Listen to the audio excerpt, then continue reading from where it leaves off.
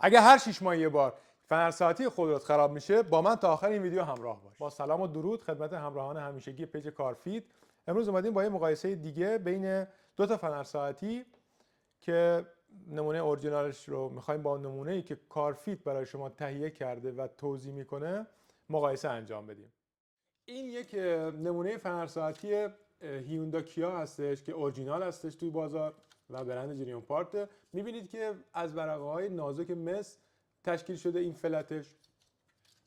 حالا این اون نمونه‌ای هستش که ما اونو تو مجموعهمون به صورت تخصصی وارد میکنیم و ارائه میدیم به شما مشتری عزیز. میبینید که چقدر ورقه‌های نسش ضخیمه و چقدر با کیفیته و متریال داخلش و همچنین غلطک‌ها رو میبینید که چقدر کیفیت بالایی دارن و به زودی زود خراب میشه. البته اینا تو مجموعه کارفیت 2 سال ضمانت داره. با 2 سال ضمانت به شما ارائه میشه.